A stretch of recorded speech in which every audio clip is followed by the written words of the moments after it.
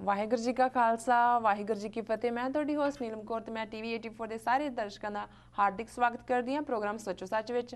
ਤੇ ਰੋਜ਼ਾਨਾ ਦੀ ਤਰ੍ਹਾਂ ਤੁਹਾਡੇ ਤੇ ਸਾਡੇ ਡਾਕਟਰ ਅਮਰਜੀਤ ਸਿੰਘ ਜੀ ਆਏ ਹੋਏ ਨੇ। ਆਓ ਉਹਨਾਂ ਨਾਲ ਮਿਲ ਕੇ ਪ੍ਰੋਗਰਾਮ ਸ਼ੁਰੂ ਕਰੀਏ। Doctor Sahib welcome to our show. ਮਿਹਰਬਾਨੀ। ਹਾਂ ਡਾਕਟਰ ਸਾਹਿਬ, ਅੱਜ 9 ਮਈ 2013 27 ਵਿਸਾਖ ਨਾਨਕ ਸਾਈ ਸੰਮਤ 545 ਦਾ ਦਿਨ ਹੈ। ਤੇ ਹੁਣ ਅਸੀਂ ਆਪਣੇ ਪ੍ਰੋਗਰਾਮ ਦੀ ਸ਼ੁਰੂਆਤ ਸਾਡੇ ਦਰਸ਼ਕਾਂ ਵੱਲੋਂ ਆਈਆਂ emails, Facebook messages, phone messages ਅਤੇ ਟਵਿੱਟਰ ਮੈਸੇਜ ਤੋਂ ਸ਼ੁਰੂ ਕਰਦੇ ਹਾਂ। ਹਾਂ ਡਾਕਟਰ ਸਾਹਿਬ, ਸਾਡੀ ਪਹਿਲੀ ਈਮੇਲ ਪੂਨਾ ਮਹਾਰਾਸ਼ਟਰ ਸਟੇਟ ਤੋਂ Sardar Gurpreet Singh mechanical engineer Tata Motors ਦੀ ਹੈ। ਇਹ ਲਿਖਦੇ ਹਨ, ਮੈਂ ਖਾਲਿਸਤਾਨ ਦੇ ਸੰਘਰਸ਼ ਦਾ ਹਮਾਇਤੀ ਹਾਂ ਅਤੇ ਜੂਨ 84 ਦੇ ਘੱਲੂਘਾਰੇ ਤੋਂ ਬਾਅਦ ਦੇ ਆਪਣੇ ਇਤਿਹਾਸ ਨੂੰ ਪੜ੍ਹ ਕੇ ਫਖਰ ਮਹਿਸੂਸ ਕਰਦਾ ਹਾਂ। ਮੈਂ ਉਹਨਾਂ ਅਣਗਿਣਤ ਯੋਧਿਆਂ ਅੱਗੇ ਆਪਣਾ ਸੀਸ ਝੁਕਾਉਂਦਾ ਹਾਂ ਜਿਹੜੇ ਪੰਥ ਲਈ ਕੁਰਬਾਨ ਹੋਏ ਤੇ ਅੱਜ ਵੀ ਹੋ ਰਹੇ ਹਨ। ਮੈਂ ਉਹਨਾਂ ਲੋਕਾਂ ਨੂੰ ਸੰਬੋਧਿਤ ਕਰਨਾ ਚਾਹੁੰਦਾ ਹਾਂ ਜਿਹੜੇ ਕਿ ਖਾਲਿਸਤਾਨ ਦੀ ਆਰਥਿਕ ਅਤੇ ਭੂਗੋਲਿਕ ਸੰਭਵਸ਼ੀਲਤਾ ਨੂੰ ਆਧਾਰ ਬਣਾ ਕੇ ਸਵਾਲ ਕਰਦੇ ਹਨ।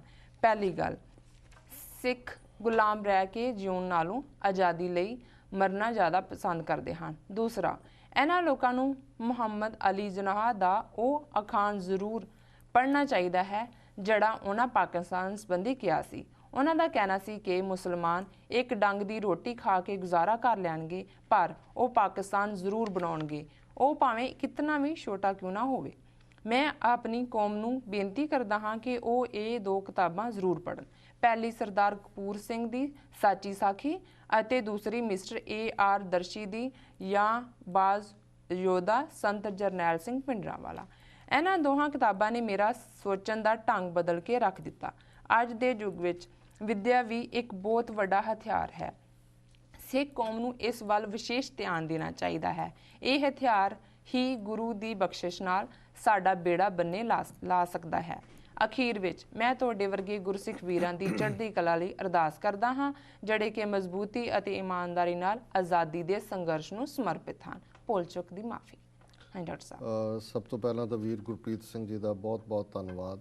ਇਹਨਾਂ ਨੇ ਪਹਿਲਾਂ ਵੀ ਕਾਫੀ ਅਰਸਾ ਹੋ ਗਿਆ ਲਿਖਿਆ ਸੀ ਔਰ ਬੜਾ ਇਸ ਦੇ ਵਿੱਚ ਡੁੱਬ ਕੇ ਜਿਹਨੂੰ ਇਮਰਸ ਹੋ ਕੇ, ਕਿਉਂਕਿ ਜਦੋਂ ਤੁਸੀਂ ਸ਼ਬਦਾਵਲੀ ਦੇਖਦੇ ਹੋ ਲਿਖਤ ਦੀ, ਉਹਦੇ ਤੋਂ ਤੁਹਾਨੂੰ ਅੰਦਾਜ਼ਾ ਹੋ ਜਾਂਦਾ ਹੈ ਕਿ ਵੀ ਸਿਰਫ ਸਵਾਲ ਪੁੱਛਣ ਕਰਕੇ ਸਵਾਲ ਪੁੱਛਿਆ ਗਿਆ ਜਾਂ ਸਿਰਫ ਮਹਿਜ਼ ਇੱਕ ਜਿਹੜੀ ਹੈ ਪ੍ਰੈਕਟਿਸ ਕੀਤੀ ਗਈ ਹੈ ਜਾਂ ਇਸ ਦੇ ਵਿੱਚ ਜਜ਼ਬੇ, ਇਮਾਨਦਾਰੀ ਔਰ ਪੰਥਕ ਪਿਆਰ ਜਿਹੜਾ ਹੈ ਉਹ ਇਸ ਦੇ ਵਿੱਚ ਗੁੜੁੰਦ ਨੇ ਜੀ।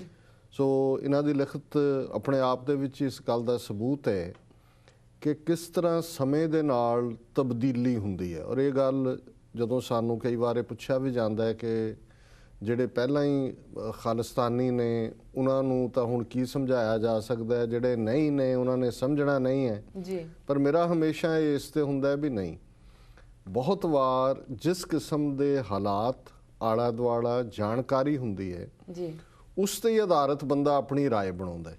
ਔਰ ਹਿੰਦੁਸਤਾਨ 'ਚ ਰਹਿੰਦੇ ਸਿੱਖਾਂ ਦਾ ਬਹੁਤਾ ਕਸੂਰ ਨਹੀਂ ਹੈ, ਖਾਸ ਤੌਰ ਤੇ ਪੰਜਾਬ ਤੋਂ ਬਾਹਰ। ਪੰਜਾਬ ਵਾਲਿਆਂ ਨੇ ਤਾਂ ਬਹੁਤ ਕੁਝ ਹੰਡਾਇਆ ਜੀ ਔਰ ਨਤੀਜੇ ਦੇ ਤੌਰ ਤੇ ਉਹਨਾਂ ਦੀ ਇੱਕ ਜਨਰੇਸ਼ਨ ਜਿਹੜੀ ਉਸ ਚੋਂ ਲੰਘੀ, ਉਹਨਾਂ ਚੋਂ ਇੱਕ ਹਿੱਸੇ ਨੇ ਆਪਣੇ ਅਗਲੇ ਬੱਚਿਆਂ ਨੂੰ ਵੀ ਦੱਸਿਆ ਜੀ।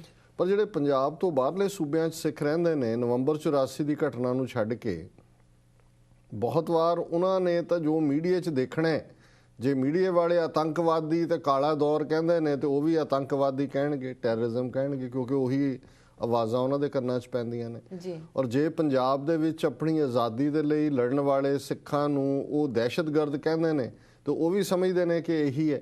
ਔਰ ਜਿਵੇਂ ਵੀਰ ਗੁਰਪ੍ਰੀਤ ਸਿੰਘ ਹੋਰਾਂ ਨੇ ਇਹ ਗੱਲ ਕਹੀ ਕਿ ਦੋ ਕਿਤਾਬਾਂ ਜਿਨ੍ਹਾਂ ਦਾ ਉਹਨਾਂ ਨੇ ਜ਼ਿਕਰ ਕੀਤਾ ਹੈ, ਪਹਿਲੀ ਤਾਂ ਸਾਚੀ ਸਾਖੀ ਹੈ, ਸਰਦਾਰ ਕਪੂਰ ਸਿੰਘ ਜਿਹੜੇ 20ਵੀਂ ਸਦੀ ਦੇ ਮਹਾਨ ਸਿੱਖ ਫਿਲਾਸਫਰ ਹੋਏ ਨੇ, ਉਹਨਾਂ ਨੇ ਆਪਣੀ, ਔਰ ਇਹਨੂੰ ਸਾਚੀ ਸਾਖੀ ਨੂੰ ਮੈਂ ਅਕਸਰ ਸਿੱਖਾਂ ਦੀ ਪੋਲੀਟੀਕਲ ਬਾਈਬਲ ਕਹਿੰਦੇ ਜੀ, ਇਸ ਲਈ ਕਿਉਂਕਿ ਬਹੁਤ ਵਾਰ ਜਿਹੜੇ ਇਤਿਹਾਸ ਨੂੰ ਉਭਾਰਿਆ ਜਾਂਦਾ ਹੈ, ਭਾਵੇਂ ਉਹ ਹਿੰਦੁਸਤਾਨ ਦੀਆਂ ਟੈਕਸਟ ਬੁੱਕਸ 'ਚ ਹੈ ਜਾਂ ਈਵਨ ਵਿਦੇਸ਼ੀ ਲਿਖਾਰੀਆਂ ਨੇ ਵੀ ਲਿਖਿਆ, ਉਹਨਾਂ ਨੇ ਸਿੱਖ ਫੈਕਟਰ ਨੂੰ ਜਾਂ ਸਾਡੇ ਨਾਲ ਕੀ ਹੋਇਆ ਉਸ ਦੀ 47 ਤੋਂ ਪਹਿਲਾਂ ਦੀ ਸਥਿਤੀ ਦੇ ਵਿੱਚ ਕੀ ਕੌਣ ਇਸ ਗੱਲ ਦੇ ਲਈ ਵਾਅਦੇ ਕਰ ਰਹੇ ਸਨ, ਕਾਂਗਰਸ ਦੇ ਨਾਲ ਕੀ ਤਾਲੁਕਾਤ ਸੀ, ਅੰਗਰੇਜ਼ਾਂ ਦੀ ਕੀ ਨੀਤੀ ਸੀ ਤੇ 47 ਤੋਂ ਬਾਅਦ ਉਹਨਾਂ ਨਾਲ ਕੀ ਹੋਇਆ ਜੀ। ਸੋ ਕਿਉਂਕਿ ਸਰਦਾਰ ਕਪੂਰ ਸਿੰਘ ਖੁਦ ਵਿਟਨੈਸ ਨੇ, ਸਾਖੀ ਅਸੀਂ ਪੰਜਾਬੀ 'ਚ ਜਾਂ ਆਪਣੀ ਗੁਰਮਤ ਜ਼ਬਾਨ ਦੇ ਵਿੱਚ ਗੁਰੂ ਸਾਹਿਬਾਨ ਦੇ ਜੀਵਨ ਨਾਲ ਜੁੜੀ ਕਹਾਣੀ ਨੂੰ ਕਹਿੰਦੇ ਆ। ਜੀ ਪਰ ਸਾਖੀ ਦਾ ਦੂਸਰਾ ਮਤਲਬ ਵਿਟਨੈਸ ਵੀ ਹੁੰਦਾ ਹੈ, ਗਵਾਹੀ ਵੀ ਹੁੰਦਾ ਹੈ। ਸਾਕਸ਼ੀ ਚੋਂ ਆਇਆ, ਸੰਸਕ੍ਰਿਤ ਦਾ ਸ਼ਬਦ ਸਾਕਸ਼ੀ ਹੈ, ਪੰਜਾਬੀ 'ਚ ਅਸੀਂ ਸਾਖੀ ਕਹਿੰਦੇ ਹਾਂ ਕਿ ਗਵਾਹ। ਜੀ ਹੁਣ ਜਦੋਂ ਸਰ ਸਾਹਿਬ ਨੇ ਇਹ ਪੁਸਤਕ ਲਿਖੀ ਤਾਂ ਉਹਨਾਂ ਨੇ ਆਪਣੇ ਆਪ ਨੂੰ ਸੰਤਨ ਕੀ ਸੁਣ ਸਾਚੀ ਸਾਖੀ, ਇਹ 2 ਲਾਈਨਾਂ ਕਿਤਾਬ ਦੇ ਉੱਤੇ ਉਹਨਾਂ ਨੇ ਲਿਖੀਆਂ ਹੋਈਆਂ ਨੇ। ਉਹ ਸਾਖੀ ਨੇ, ਵਿਟਨੈਸ ਨੇ 47 ਤੋਂ ਪਹਿਲਾਂ ਦੇ ਦੌਰ ਦੇ, ਸਿਰਫ ਬਾਹਰ ਬੈਠੇ ਵਿਟਨੈਸ ਨਹੀਂ, ਕਿਉਂਕਿ ਉਹ ਇੱਕ ICS ਆਫੀਸਰ ਸਨ, ਇਨਸਾਈਡ ਜਾਣਕਾਰੀ ਸੀ ਉਹਨਾਂ ਦੇ ਕੋਲ। ਔਰ ਸਾਚੀ ਸਾਖੀ 'ਚ ਉਹਨਾਂ ਨੇ 5-6 ਉਦਾਹਰਨਾਂ ਦਿੱਤੀਆਂ ਨੇ ਕਿ ਕਿਵੇਂ ਅੰਗਰੇਜ਼ ਜਿਹੜੇ ਇੰਗਲੈਂਡ ਦੇ ਵਿੱਚ ਰੂਲਰ ਸੀ, ਉਹਨਾਂ ਦੇ ਅੱਗੋਂ ਜਿਹੜੇ ਕਰਿੰਦੇ ਸੀ, ਉਹਨਾਂ ਨੇ ਉਹਨਾਂ ਨੂੰ ਇਹ ਸੁਨੇਹਾ ਦਿੱਤਾ, ਉਹਨਾਂ ਨੇ ਅੱਗੋਂ ਅਕਾਲੀ ਲੀਡਰਾਂ ਨੂੰ ਪਹੁੰਚਾਇਆ ਕਿ ਵੀ ਉਹ ਤੁਹਾਡਾ ਕੁਝ ਕਰਨਾ ਚਾਹੁੰਦੇ ਨੇ, ਅੰਗਰੇਜ਼ ਕੁਝ ਕਰਨਾ ਚਾਹੁੰਦੇ ਨੇ, ਉਹ ਤਾਂ ਸੁਝਾਅ ਹੀ ਦੇ ਸਕਦੇ ਸੀ। ਪਰ ਸਾਡੀ ਜਿਹੜੀ ਬਿਲਕੁਲ ਅਕਲਹੀਨ ਲੀਡਰਸ਼ਿਪ ਸੀ ਉਸ ਦੌਰ ਦੀ, ਉਸ ਨੇ ਬਿਨਾਂ ਸਿੱਖ ਕੌਮ ਦੇ ਫਿਊਚਰ ਵੱਲ ਦੇਖਿਆ ਬਿਲਕੁਲ ਅੰਨ੍ਹੇਵਾਹ ਜਿਹੜਾ ਕਾਂਗਰਸ ਦਾ ਸਾਥ ਦਿੱਤਾ। ਨਤੀਜੇ ਦੇ ਤੌਰ ਤੇ ਅਸੀਂ ਅੱਜ ਕਿੱਥੇ ਖੜੇ ਹਾਂ, 66 ਸਾਲ ਤੋਂ ਅਸੀਂ ਕਿਵੇਂ ਸਫ਼ਰ ਕਰ ਰਹੇ ਹਾਂ। ਸੋ ਦੂਸਰੀ ਗੱਲ ਕਾਂਗਰਸ ਦੀ ਹੈ ਵੀ ਕਿਵੇਂ ਗਾਂਧੀ ਨੇ, ਨਹਿਰੂ ਨੇ ਕਿਹੜੇ ਮੌਕੇ ਤੇ ਕੀ ਕਿਹਾ ਤੇ ਕਿਵੇਂ ਉਹ ਆਪਣੇ ਵਾਅਦਿਆਂ ਤੋਂ ਮੁੱਕਰੇ। ਫਿਰ 47 ਤੋਂ ਬਾਅਦ ਦੀ ਗੱਲ ਹੈ। ਸਰ ਕਪੂਰ ਸਿੰਘ ਡਿਸਟ੍ਰਿਕਟ ਕਾਂਗੜਾ, ਜਿਹੜਾ ਕਿ ਉਦੋਂ ਪੰਜਾਬ ਦਾ ਹਿੱਸਾ ਹੁੰਦਾ ਸੀ, ਹੁਣ ਹਿਮਾਚਲ ਪ੍ਰਦੇਸ਼ 'ਚ ਹੈ, ਉਹਦੇ ਡਿਪਟੀ ਕਮਿਸ਼ਨਰ ਸਨ। ਜਦੋਂ 10 ਅਕਤੂਬਰ 1947 ਨੂੰ ਹਿੰਦੁਸਤਾਨ ਦੀ ਹੋਮ ਮਿਨਿਸਟਰੀ ਵੱਲੋਂ ਪੰਜਾਬ ਦੇ ਗਵਰਨਰ ਚੰਦੂ ਲਾਲ ਤ੍ਰਿਵੇਦੀ ਦੇ ਰਾਹੀਂ ਇਹ ਸਰਕੂਲਰ ਆਇਆ, ਜਿਹੜਾ ਕਿ ਡਿਪਟੀ ਕਮਿਸ਼ਨਰ ਨੂੰ ਭੇਜਿਆ ਗਿਆ ਕਿ Sikh are criminal tribe and a menace to the law abiding Hindus, ਕਿ ਇਹ ਇੱਕ ਜਰਾਇਮ ਪੇਸ਼ਾ ਕਬੀਲਾ ਹੈ ਤੇ ਜਿਹੜੇ ਕਾਨੂੰਨ ਮੰਨਣ ਵਾਲੇ ਹਿੰਦੂ ਨੇ ਉਹਨਾਂ ਦੇ ਲਈ ਬਹੁਤ ਵੱਡਾ ਖਤਰਾ ਹੈ। ਔਰ ਇਹਨਾਂ ਦੀ ਜਾਣਕਾਰੀ ਜਿਹੜੀ ਹੈ ਉਹ ਜ਼ਿਲ੍ਹੇ ਦੇ ਡਿਪਟੀ ਕਮਿਸ਼ਨਰ ਕੋਈ ਵੀ ਉਹਦੇ 'ਚ ਇੰਟਰਵੀਨ ਕਰ ਸਕਦੇ ਨੇ। ਹੁਣ ਇਹ ਉਦੋਂ ਜਦੋਂ ਇਹ ਸਰਕੂਲਰ ਆਉਂਦਾ ਹੈ, ਇਹ 10 ਅਕਤੂਬਰ 1947 ਤੇ 15 ਅਗਸਤ 1947, ਅਜੇ 3 ਮਹੀਨੇ ਪੂਰੇ ਨਹੀਂ ਹੋਏ। ਅੱਧੀ ਸਿੱਖ ਕੌਮ ਪਨਾਹਗੀਰ ਬਣੀ ਹੋਈ ਹੈ, ਘਰ-ਬਾਰ ਜੁੜਵਾ ਕੇ, ਕੋਈ ਘਰਾਂ ਦੇ ਜੀ ਮਰਵਾ ਕੇ ਆਪਣਾ ਸਭ ਕੁਝ ਛੱਡ ਕੇ ਆਏ ਨੇ। ਸੋ ਇਹ ਪਹਿਲਾ ਤੋਹਫਾ ਉਸ ਕੌਮ ਨੂੰ ਦਿੱਤਾ ਜਾ ਰਿਹਾ ਜਿਹਦੀਆਂ 80% ਤੋਂ ਜ਼ਿਆਦਾ ਕੁਰਬਾਨੀਆਂ ਨੇ ਦੇਸ਼ ਨੂੰ ਆਜ਼ਾਦ ਕਰਵਾਉਣ ਦੇ ਲਈ। ਸੋ ਫਿਰ ਸਰ ਸਾਹਿਬ ਨੇ ਪੂਰੇ ਵੇਰਵੇ ਦੇ ਨਾਲ 47 ਤੋਂ ਬਾਅਦ ਕੀ ਹੋਇਆ, ਕਿੱਥੇ ਹੋਇਆ, ਕਿਵੇਂ ਉਹਨਾਂ ਨੂੰ ਨੌਕਰੀਆਂ ਕੱਢਿਆ ਗਿਆ, ਕਿਵੇਂ ਜੁਡੀਸ਼ਰੀ ਨੇ ਕੀਤਾ। ਅੱਜ ਅਸੀਂ ਦੇਖ ਰਹੇ ਹਾਂ ਵੀ ਅਦਾਲਤਾਂ ਕੀ ਕਰ ਰਹੀਆਂ ਨੇ ਨਵੰਬਰ 84 ਦੇ ਜਾਂ ਦੂਸਰਿਆਂ ਨੂੰ ਕਿਵੇਂ ਇੱਕ ਤੋਂ ਬਾਅਦ ਇੱਕ ਨੂੰ ਜਿਹੜਾ ਆਫ ਦਾ ਹੁੱਕ ਕਰ ਰਹੀਆਂ। ਪਰ ਇਹਦੀਆਂ ਜੜ੍ਹਾਂ ਵੀ ਸਾਚੀ ਸਾਖੀ 'ਚ ਨੇ। ਜਦੋਂ ਤੁਸੀਂ ਸਰ ਕਪੂਰ ਸਿੰਘ ਹੋਰਾਂ ਦਾ ਆਪਣਾ ਜਿਹੜਾ ਡਿਸਮਿਸਲ ਦਾ ਕੇਸ ਦੇਖਦੇ ਹੋ ਤੇ ਫਿਰ ਇਹ ਲੱਗਦਾ ਵੀ ਗੱਲ ਤਾਂ ਉਦੋਂ ਤੋਂ ਹੀ ਚੱਲ ਰਹੀ ਸੀ, ਸਾਨੂੰ ਹੁਣ ਸਮਝ ਆਣੀ ਸ਼ੁਰੂ ਹੋਈ ਹੈ। ਸੋ ਇਸੇ ਤਰ੍ਹਾਂ ਜਿਹੜੀ ਦੂਸਰੀ ਕਿਤਾਬ ਦਾ ਉਹਨਾਂ ਨੇ ਜ਼ਿਕਰ ਕੀਤਾ ਹੈ AR ਦਰਸ਼ੀ, ਇਹ ਵੀ ਗਵਰਨਮੈਂਟ ਆਫੀਸ਼ੀਅਲ ਸੀ। ਔਰ ਚੰਗੀ ਗੱਲ ਇਹ ਹੈ ਵੀ ਇਹ ਸਿੱਖ ਸੱਜਣ ਨਹੀਂ ਨੇ, ਪਰ ਇਹਦੇ ਬਾਵਜੂਦ ਉਹਨਾਂ ਨੇ ਜਿਹੜੀ ਸੰਤ ਭਿੰਡਰਾਂ ਵਾਲਿਆਂ ਬਾਰੇ ਕਿਤਾਬ ਲਿਖੀ ਹੈ, ਗੈਲੈਂਟ ਡਿਫੈਂਡਰ ਸੰਤ ਜਰਨੈਲ ਸਿੰਘ ਖਾਲਸਾ ਭਿੰਡਰਾਂ ਵਾਲੇ, ਜਿਹਦਾ ਪੰਜਾਬੀ ਅਨੁਵਾਦ ਵੀ ਆਇਆ ਹੈ, ਜਿਸ ਦਾ ਨਾਂ ਜਾਂਬਾਜ਼ ਸੂਰਮਾ ਸੰਤ ਜਰਨੈਲ ਸਿੰਘ ਭਿੰਡਰਾਂ ਵਾਲੇ। ਹੁਣ ਗੁਰਪ੍ਰੀਤ ਸਿੰਘ ਲਿਖਦੇ ਨੇ ਵੀ ਇਹਨਾਂ 2 ਕਿਤਾਬਾਂ ਨੇ ਉਹਨਾਂ ਦੀ ਸੋਚ ਬਦਲ ਦਿੱਤੀ। ਸੋ ਔਰ ਉਹਨਾਂ ਨੇ ਬਿਲਕੁਲ ਠੀਕ ਕਿਹਾ ਕਿ ਸਭ ਤੋਂ ਪਾਵਰਫੁਲ ਅੱਜ ਦੇ ਜ਼ਮਾਨੇ ਦਾ ਹਥਿਆਰ ਵਿਦਿਆ ਹੈ, ਐਜੂਕੇਸ਼ਨ ਹੈ।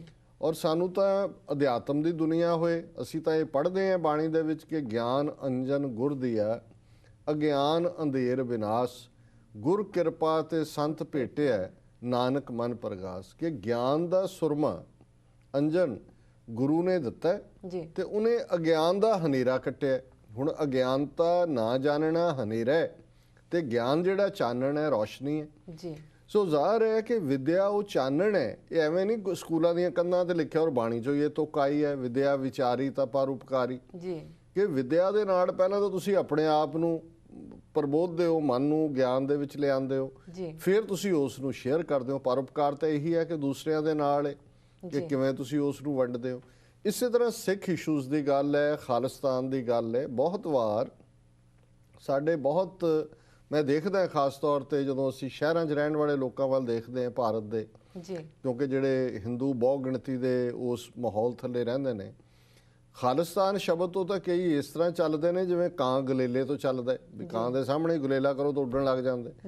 ਉਹਨਾਂ ਨੂੰ ਇੰਨਾ ਖੌਫ ਲੱਗਦਾ। ਔਰ ਜਦੋਂ ਤੁਸੀਂ ਦੂਸਰਿਆਂ ਨੂੰ ਦੇਖਦੇ ਹੋ ਕਿ ਜਿਹੜੇ ਬਾਹਰ ਬੈਠੇ ਨੇ ਸਿੱਖ ਨਹੀਂ ਨੇ, ਉਹ ਦੇਖਦੇ ਨੇ ਕਿ ਭਾਈ ਸਿੱਖਾਂ ਦੇ ਨਾਲ ਕੀ ਹੋ ਰਿਹਾ ਹੈ।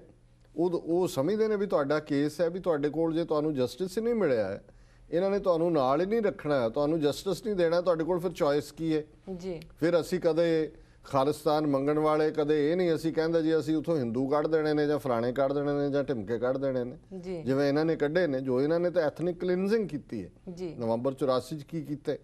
ਅਸੀਂ ਤਾਂ ਇਹ ਕਹਿੰਦੇ ਹਾਂ ਕਿ ਭਾਈ ਇਹ ਸਰਬੱਤ ਦੇ ਭਲੇ ਦਾ ਰਾਜ ਹੈ, ਜਿੱਥੇ ਦੋ ਵੇਲੇ ਸਿੱਖ ਦੁਨੀਆ ਭਰ 'ਚ ਸਰਬੱਤ ਦਾ ਭਲਾ ਮੰਗਦੇ ਨੇ, ਜਿੱਥੇ ਗੁਰੂ ਗ੍ਰੰਥ ਸਾਹਿਬ ਜੀ ਅੱਗੇ ਸੀਸ ਝੁਕਾਉਂਦੇ ਨੇ, ਜਿਹਦੇ 'ਚ ਸਾਰੇ ਜਿਹੜੀਆਂ ਬੈਕਗਰਾਊਂਡਸ 'ਚੋਂ ਆਏ ਹੋਏ ਭਗਤ ਫਕੀਰ ਸੱਜਣ ਨੇ।